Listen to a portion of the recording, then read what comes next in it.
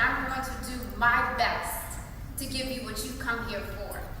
And the other thing that I'm going to ask you to do is give me the freedom to be who I fully am.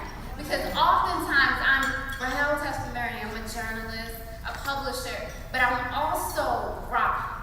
And Ra is very different than Rahel Testimony. And I promised myself tonight that I would give myself the freedom to be Ra. And part of who Ra is a child of God. And so I ask you to allow me to be a child of God in this moment. I am a minister, and I can't say what I have to say without talking about God. So allow that.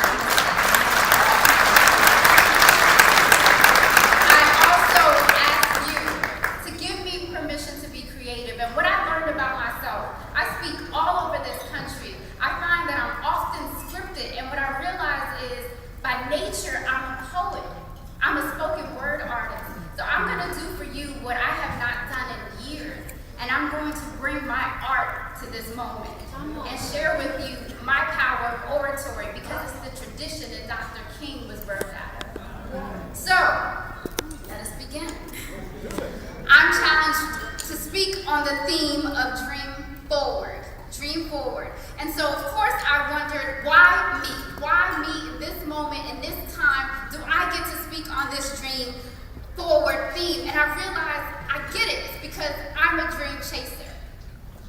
I am a dream chaser. See, you heard my bio, but there are things that never make it into bios.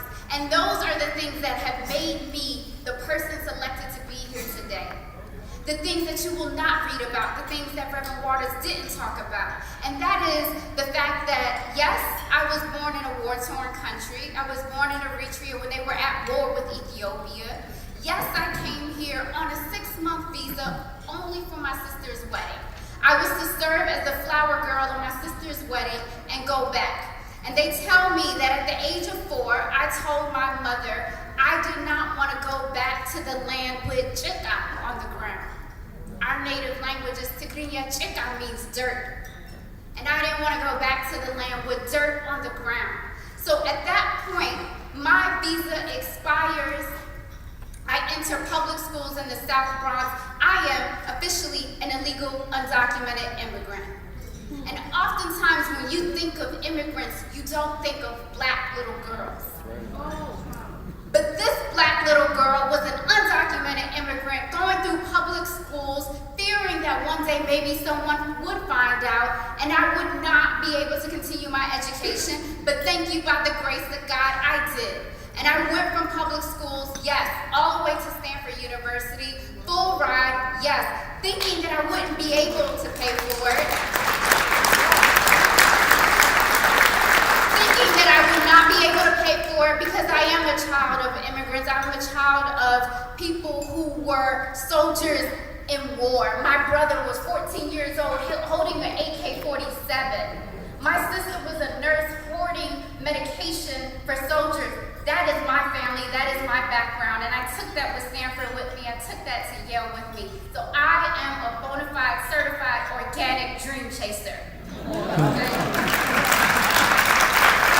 And I tell you that because you must know the context in which I speak. And that is the context in which I know that I am obsessed with dreams. Every day I wake up thinking about my dreams. It dictates what I do throughout the day, and it dictates who I listen to, who I pay attention to, who I watch, who mentors me, who role models me. Because if you're not chasing after your dreams, you have nothing for me. Right? So, on this subject of dream forward, I thought to myself, how does one do that? How does one dream forward? And I thought to myself, is that Langston's dream deferred? Is that what the dream forward is? Or is it King's dream brought to a dead end? Is it that? Or maybe it's Marissa Alexander's dream detoured. Maybe it's that. Or maybe it's Mike Brown's dream denied. Maybe it's that. I asked myself, well, which dream is this dream forward that they've asked me to talk about? And I said, wait, dream forward, is that what we mean when we cry Black Lives Matter, Black Lives Matter, Black Lives Matter? Because I'm from New York, where broken windows shatter. Broken windows shatter in places like Staten Island where black men involuntarily die in. See, I come from a place where Lucy's lead to lynchings. And if you don't know about Akai Gurley, blood drips in stairways in pink houses in Brooklyn. 12 years old, they get killed for playing in the park in Cleveland. Dream forward. Is that the dream we're talking about when we say dream forward? The one where sisters who look like me, talk like me, walk like me, took tear gas and rubber bullets. About the dreams that we have when we wish that we could win the lottery or be Beyonce and Jay-Z's best friend. I'm not talking about those kind of dreams. And I know we all have those kind of dreams, but I'm talking about a different kind of dream. I'm talking about the dream that originates from God. That's the kind of dream that King had. It was a kind of dream that was planted in him from before birth, right? The Bible tells us that God knew us before we were formed in our mother's womb, right?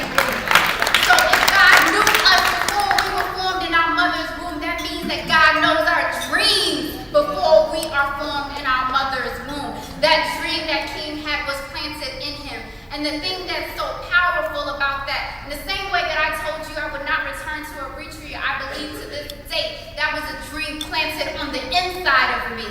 That it has held me and directed my path this whole entire time. And though I did not know it, this is the key.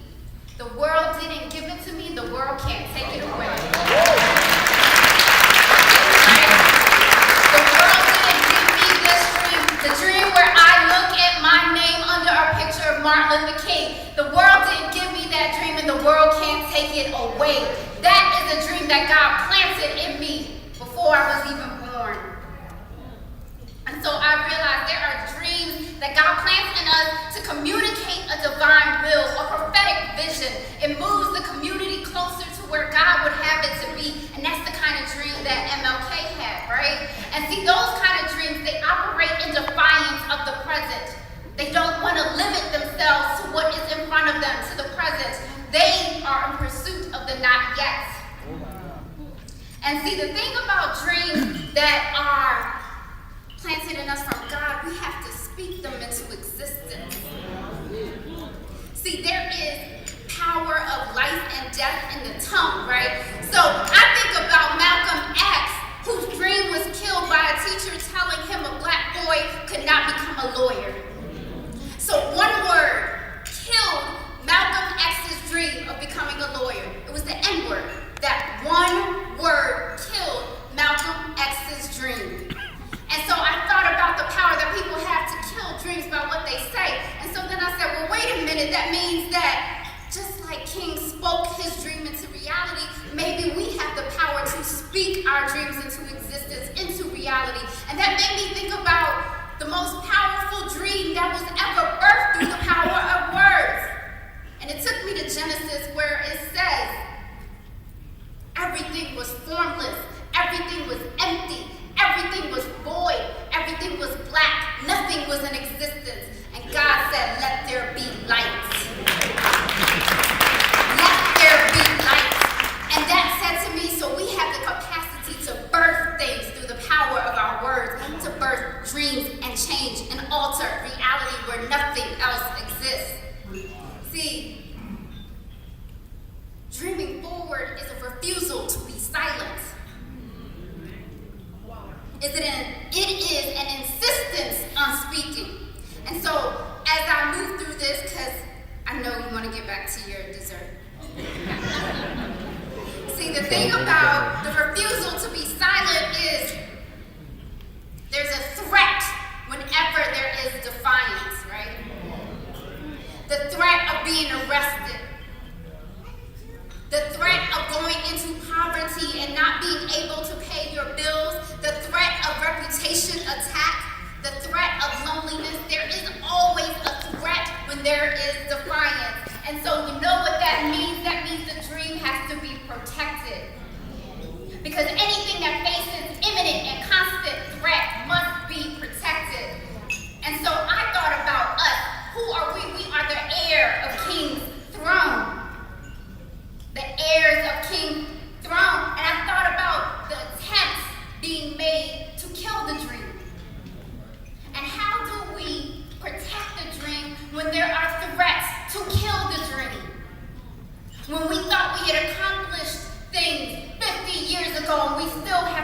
fight for them right now.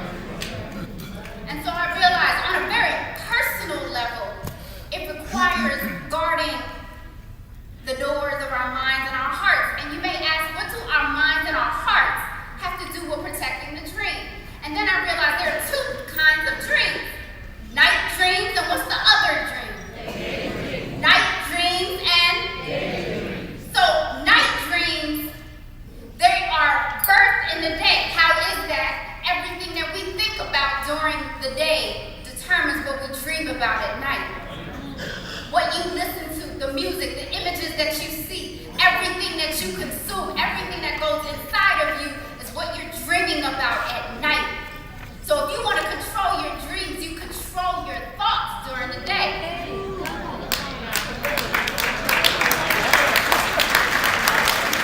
But let's go back to those other dreams, the daydreams. See, those dreams are very different.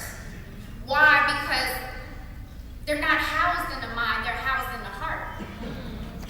Daydreams are a product of your beliefs, those things that you believe in, the faith that you have, the passion that you have, the things that are planted in you from birth. The daydreams are the dreams you can have while your eyes are still open.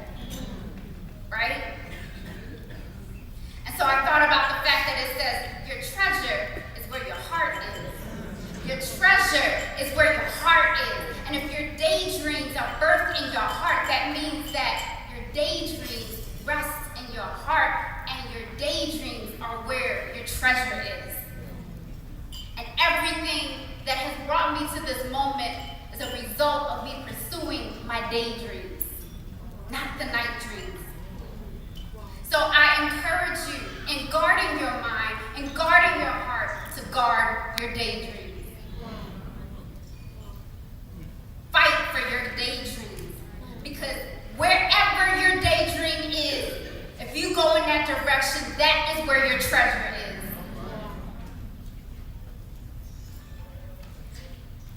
is. To dream forward is to remain in constant battle of protecting our daydreams. And so, we are a people of memory. We constantly operate in the past, in the present, and the future. We know the not yet, the already, the to come. We know all of that. So in 2015, we think back to 1965 when LBJ was signing the Voting Rights Act 50 years ago, right? We are always operating in memory, the already and the not yet. And so I asked myself, well, what about those days I want to give up? When the checks aren't coming in, when the media is not calling me, when I'm not getting the awards and I'm not the it girl. What about those days, right? And I realized in those days, that's when I'm in the wilderness. That's that moment when I could care less that God brought me out of Egypt. I can't see the promised land. I'm stuck in the middle. I'm in the wilderness. And the thing about being in the wilderness is that you don't know what direction to go. And I thought about the power of going in both directions at the same time. And how do you do that? Well, you hope in the future, you turn to the past. And what does that look and sound like? It sounds like hoping backwards. Hoping backwards to what has already been done, what has already been accomplished, what we've already achieved, the legislation already in place, the people already exonerated for crimes they didn't commit. What has already been done. That's how we continue to move forward. And the thing about it is that we cannot remain in our heads, cerebral state of thinking and analyzing, because we know the paralysis of analysis. So, the last thing that we must do is we must march. We must march towards our dreams. And why do we march towards our dreams? The reason we march towards our dreams is, if you think about the fact that King's last speech was about seeing the mountaintop, and we focus on what he saw at the mountaintop, but we don't think about the fact that he had to get there. How did King get to the mountaintop? It required walking and marching, putting shoes on. It's laborious, isn't it? Can you imagine getting to a mountaintop? And not only did he get to the mountaintop, but he looked over it.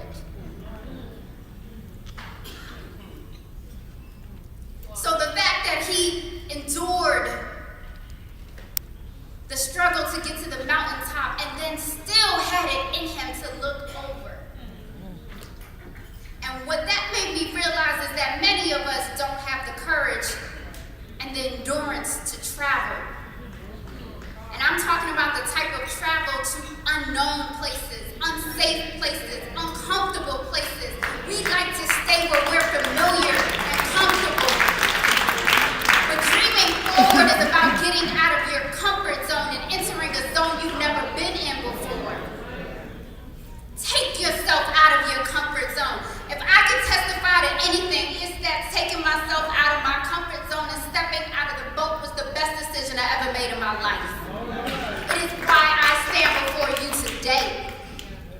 Everything that has ever happened in my life is a direct result of resisting comfort zones. So, people who dream forward are pilgrims. They're willing to travel, they're willing to journey, they're willing to go into the unknown and do the uncomfortable, and they're also willing to find people to go with them along the way.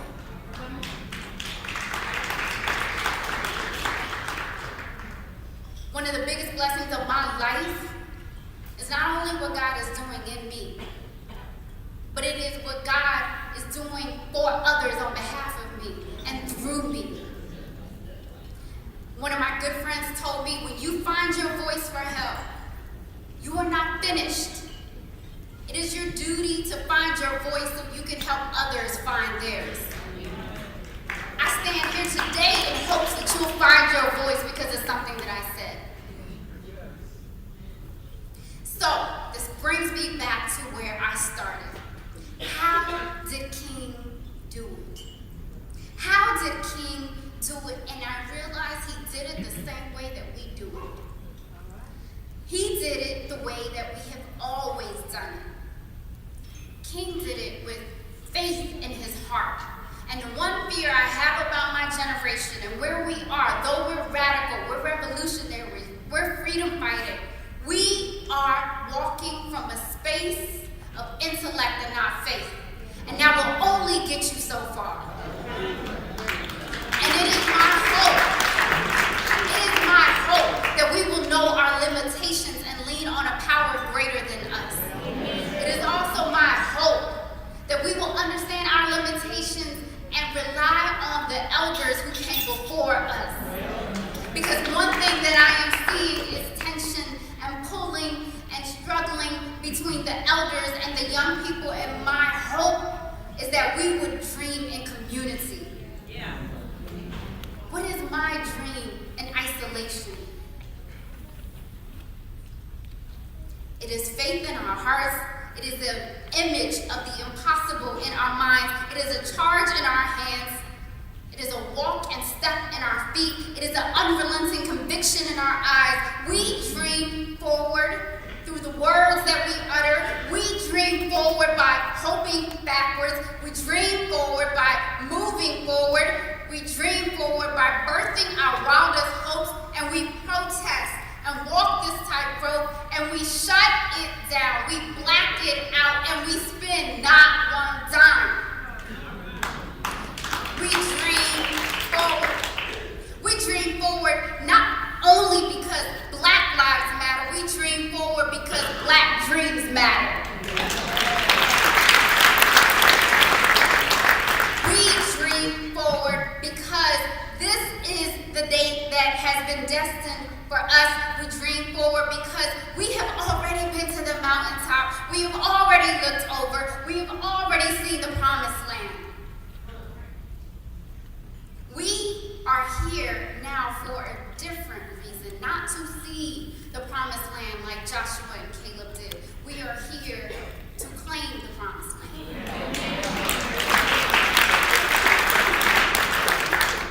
See, the land is there, but what we need to do now is draw lines in the sand. Because there are many people who don't know where they stand.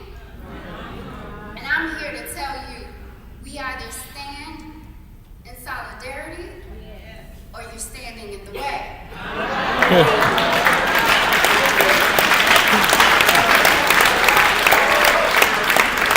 Because there's some things that just cannot wait. There are some things that just cannot wait. The time for some things is always now. And I will tell you this, and I hope you never forget it. Patience has no place in revolution. Patience has no place in revolution. And the reason is because if there is patience in revolution,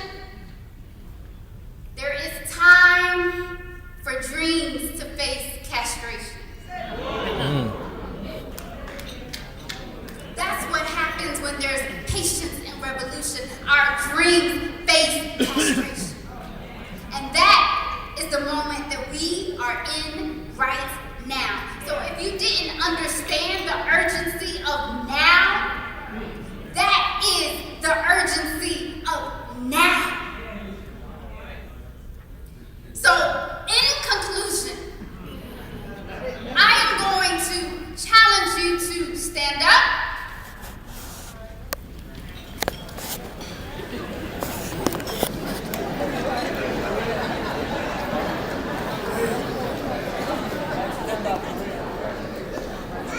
And I want you to get a little uncomfortable for a second. Take the hand of the person next to you. Touch and agree. Touch and agree.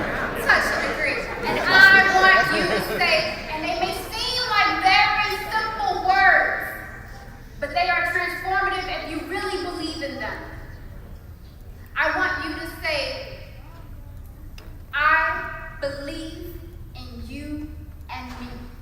I believe in you and me. I believe in you and me. I believe in you and me. I believe in you and me. I believe in you and me. I believe in you and me. Thank you. Give yourself a round of applause.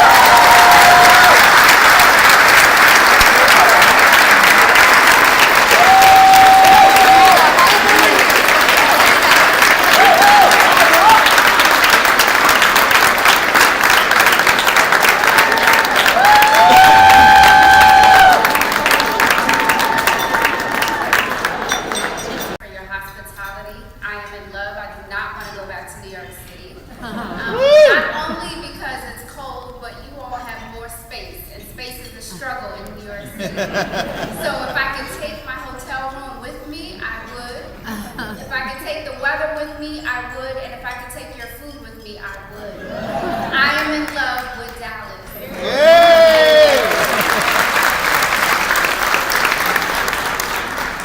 I want to thank the young people that have led this this moment through their gifts and talents, but I also want to thank the young people that are not in this room with us that are all over the country making changes and leading and marching and doing die-ins. I don't know about you, I am excited for this generation. And I'm excited in ways that I never thought I could be, right? So this is a very exciting moment, and I am honored to be here. I want to say hello to all the distinguished individuals who are here. I've met many of you and taken lots of pictures with you. And I have to thank the MLK Center. Though I'm just meeting everyone, I feel that we are family because you have treated me like family. I have to especially thank you, Reverend Dr. Waters, because I know that I am here because of you. Already. They've been over here timing me at the table. Look, thank each and every one of you and our great speaker. You were just simply marvelous. I wanted to say that to you. You were great. You know, a lot has been said here, and it's a real heck of a situation when you're serving on behalf of the citizens of this city at Dallas City Hall. When you get behind closed doors, and we will not talk about all the things that have taken place behind our closed doors, but that's right, Carolyn.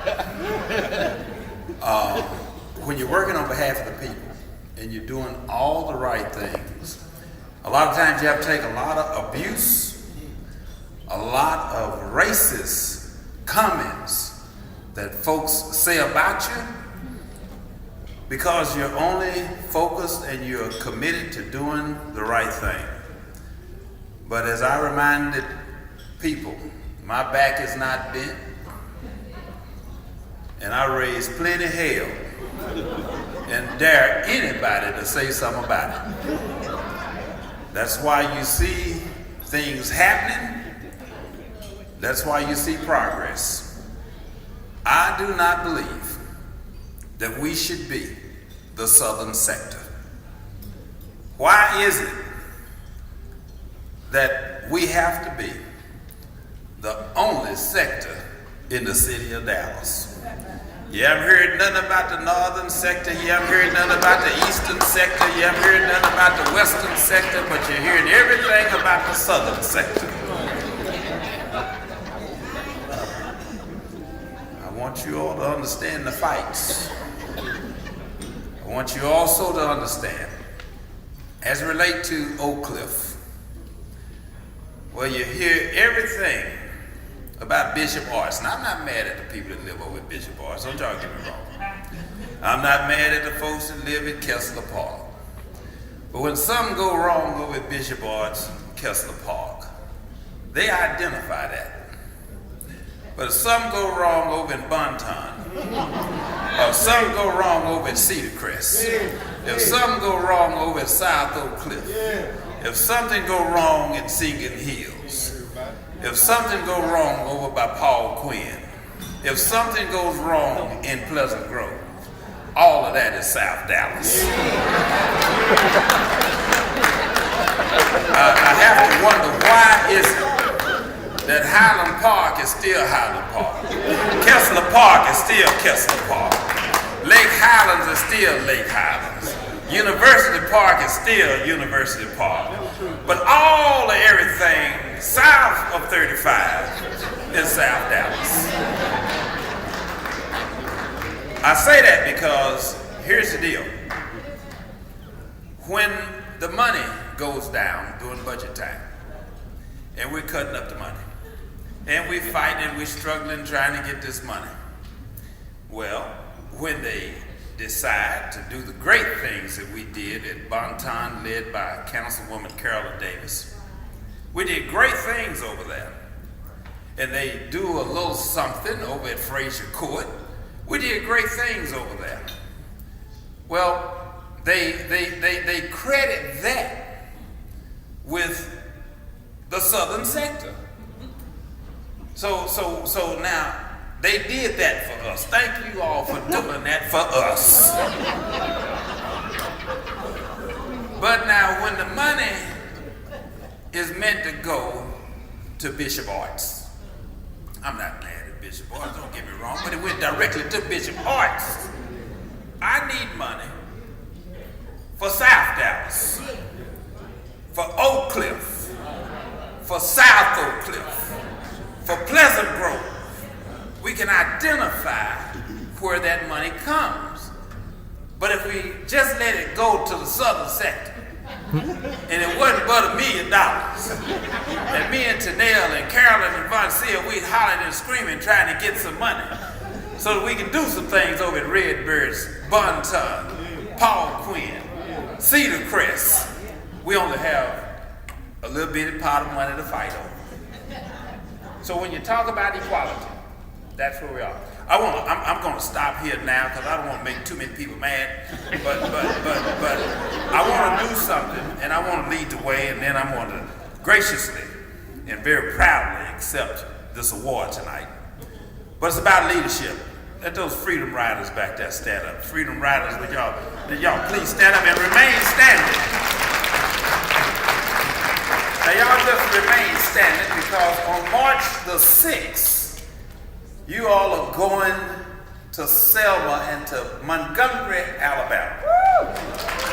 And on that Sunday, you all are going to walk across the bridge. Dr. Chambers, where are you? Stand up, Doc. Come this way. Come this way. My MC, you come right here. Now here's where we are. Let me say that myself, I have a foundation, the Dallas Youth Council, and I've been very proud to take the lead and we take kids, youngsters on college tours across the country. We've done 8. C.W. Whitaker, my partner, our treasurer, and I am the founder. We've given $1,000 for this trip through our foundation to the Freedom Riders so they can go.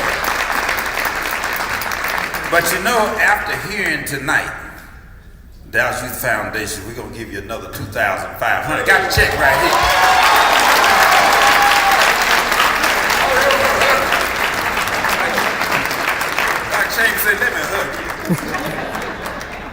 also let me take this opportunity to suggest and say to each and every one of you, that's just a little bit. It takes about 75,000 to go to Montgomery. They need some money. I'm not about no talk. I'm about some action. We need some more action out of this room tonight. This is Dr. Chambers, and those are the Freedom Riders. Let's send them straight on up to Selma. All right? Now let's do that. Y'all know you got some money. Write a check. Write it tonight. Let me close by saying I have truly enjoyed serving on the Dallas City Council. I am not through. Don't know where I'm going, but I'm going somewhere. God still has a lot of work in me because I want to make sure that we continue to make a difference in our community. Born and raised right inside Dallas. Frazier Courts, Paul Laurence Dunbar, St. Anthony, Alva Homes, Roosevelt, Langston University, Texas Southern University, the Pizza Inn on Lancaster, and K104 advertising, K104 radio station, and then Hotshot Advertising, all right? But now we're dealing with the Dallas City Council. It's been a great pleasure. I've had a lot of fun. To all my colleagues, Jerry, Sheffy, Carolyn, Tanel, Von Seal, all the great things that I get the credit for, and I get a lot of credit.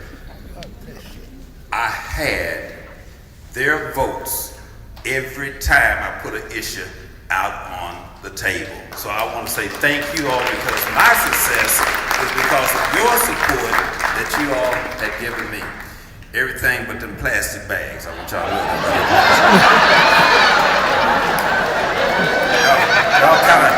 some of y'all kind of deserted me with the plastic bags.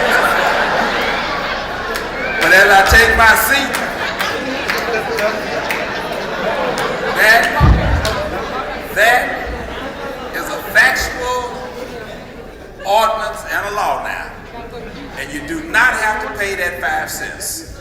All you gotta do is bring your own bag, or bring your pillowcase, your sheet, or whatever you take your roots on, but bring your something, all right? Hey, no, thank you all so very much.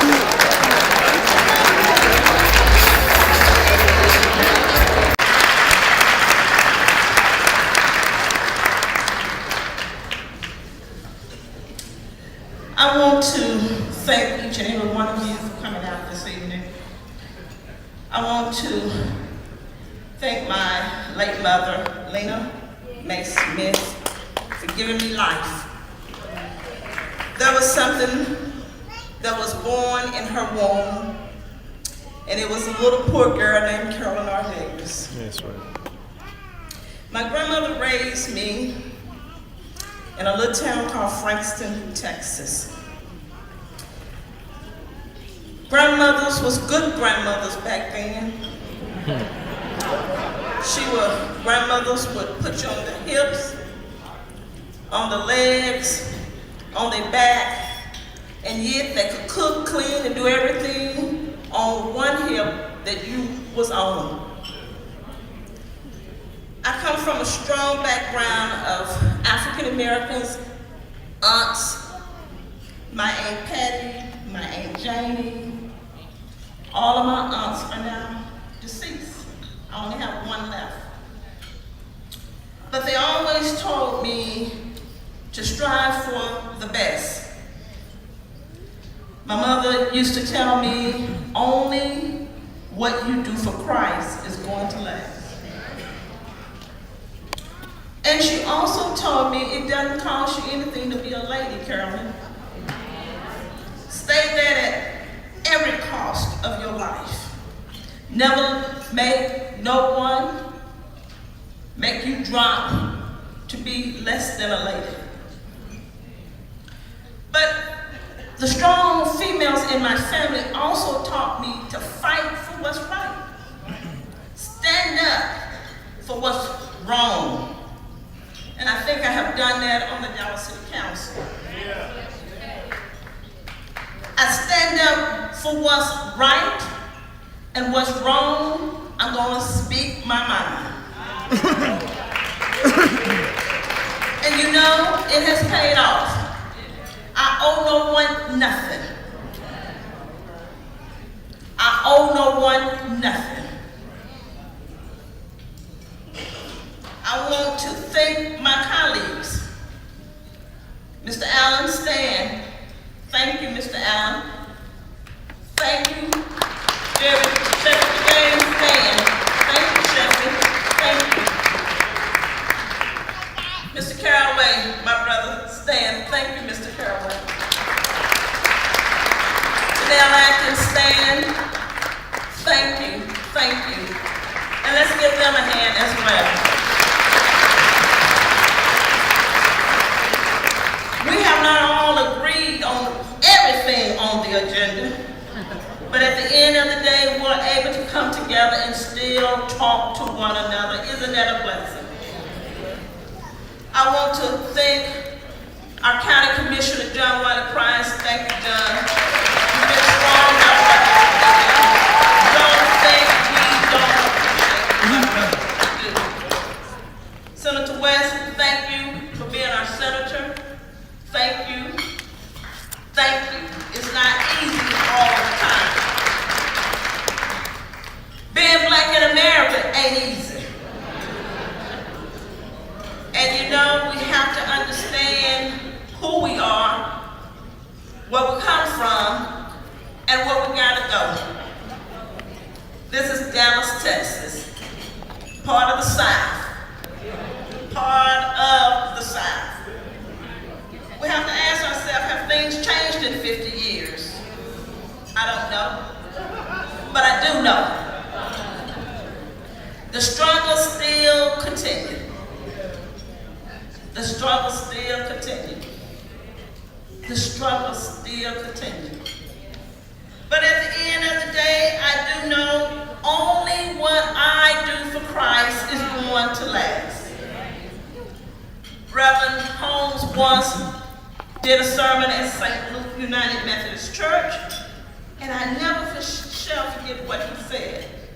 Don't worry about what somebody else ain't doing.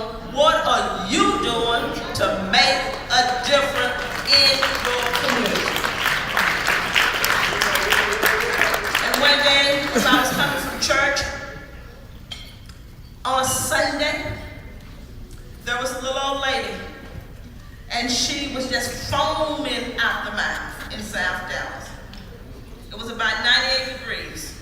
She was foaming.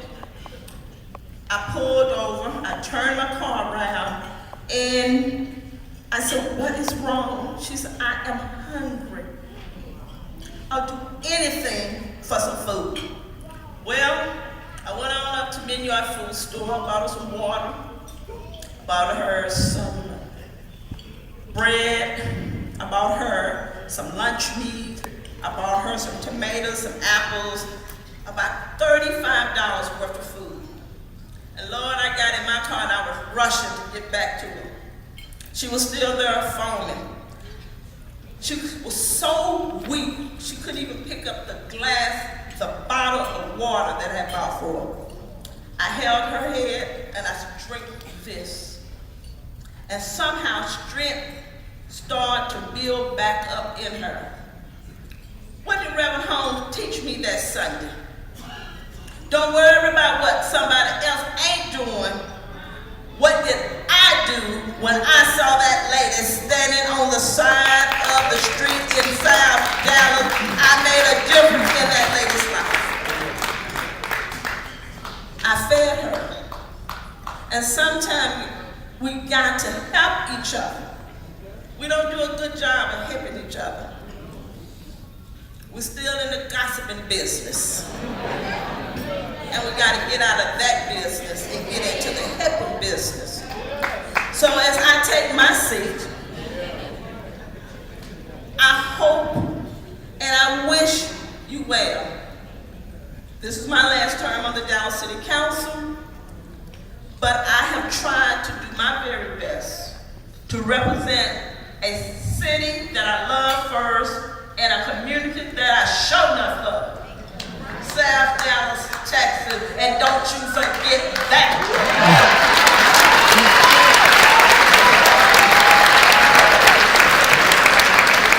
Breath.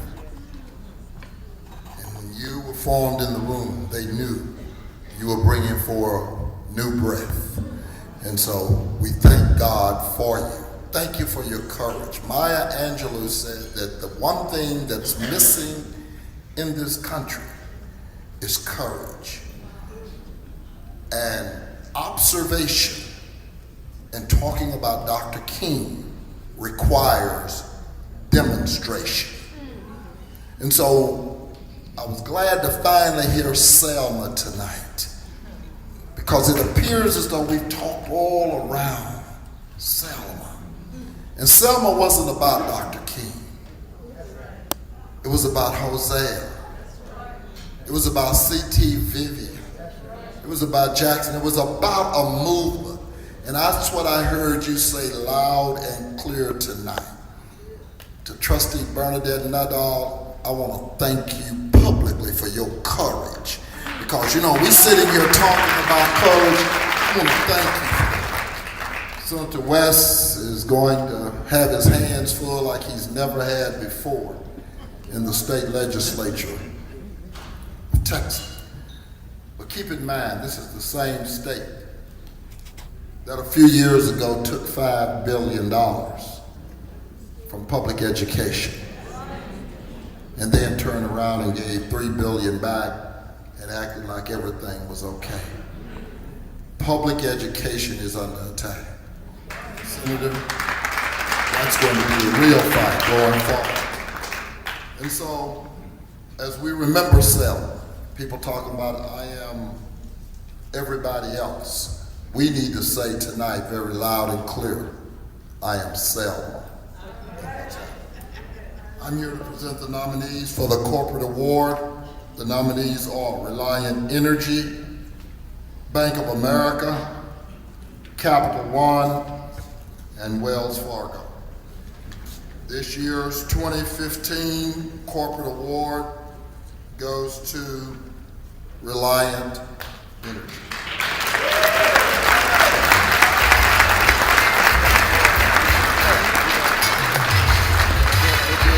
While they're coming out, I want to thank the lady who just handed me this award. Clara Brown has spent 25 years at Martin quarter of a decade. I just want to say thank you, Clara.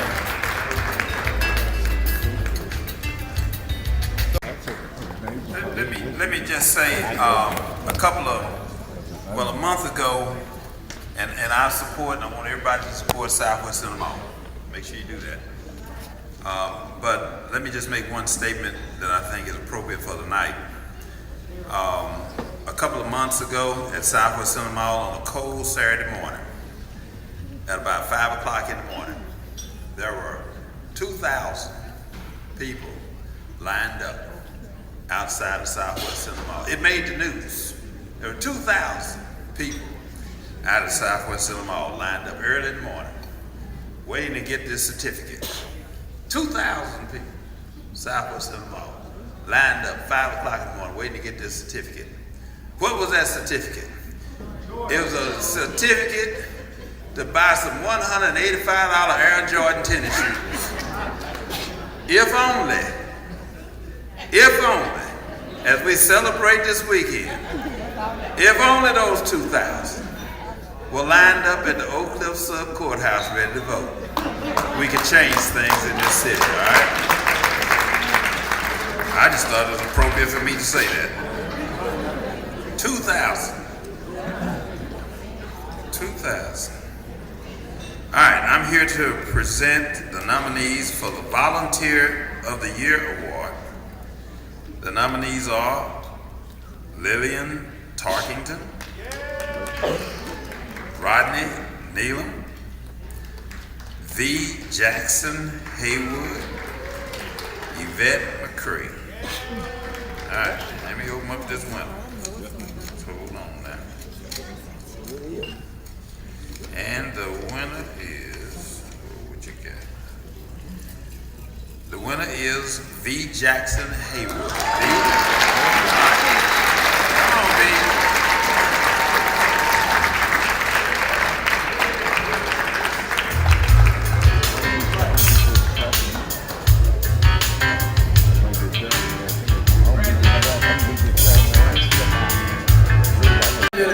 job, brother.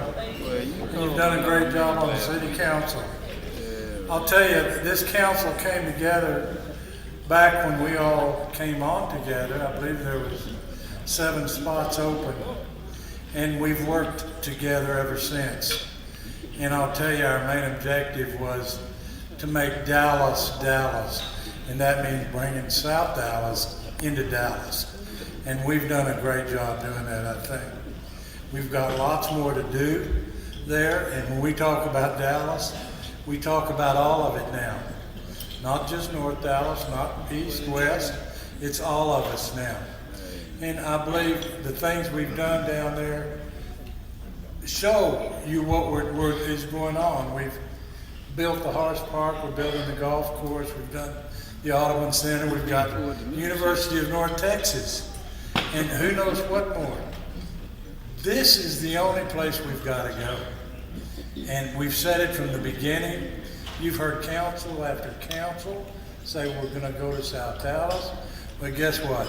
This is the first council that has done that and have backed up what they said. And we're going to make sure that the rest of them do the same thing so that we're all one. We're united together. So my colleagues, each and every one of you, I've had a great time with all of you. And we got to remember, we're a unit. These guys that we're leaving, but we'll hang together. And we'll make sure things continue on to where we've got them today. And I want to thank each and every one of you out here, because it's because of you that we're doing the job we're doing. You bring it to us, we move forward with it, and your ideas are fantastic. So don't stop talking, don't stop coming to us, because what you want is what we want, and we'll continue to do that. Thank each and every one of you here tonight, and continue what you've been doing. Thank you, and thank the good Lord above for giving us all that we've got today. Thank each other.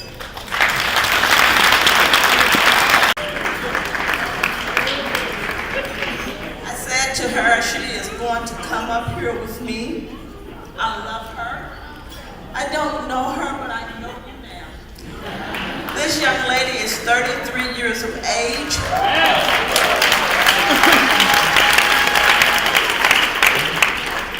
And now I'm going to give her an award for coming out and giving us this dynamic speech. And you know what? I believe in you. That's what I'm telling you.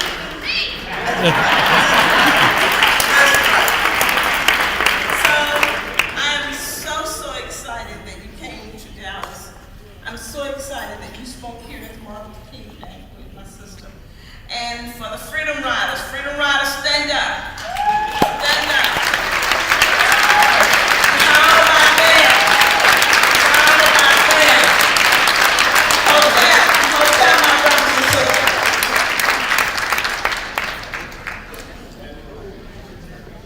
And I want to thank the Reverend Dr. Michael Ward. This is a great guy. Thank you so much. And to your lovely wife, thank you as well. The 33rd Annual Dr. Martin Luther King Awards Benefit Banquet. This award is presented to you as our keynote speaker, and I want to thank you once again for coming together. It was wonderful, and I got something out of it. Thank you, my sister.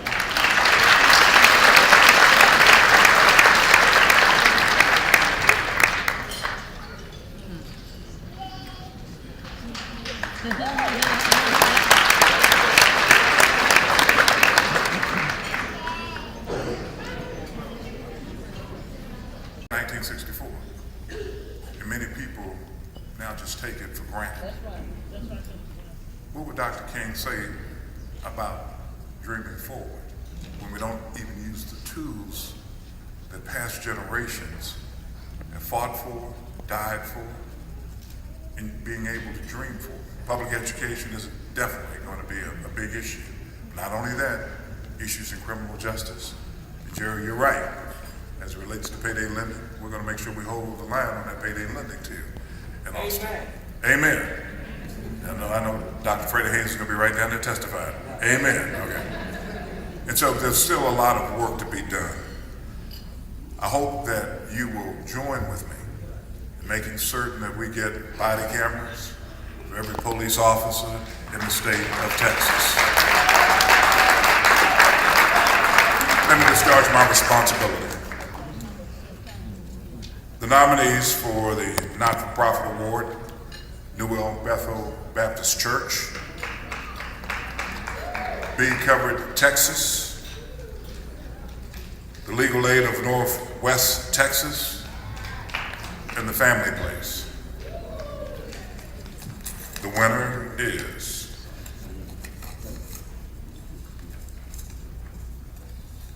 Be Covered Texas.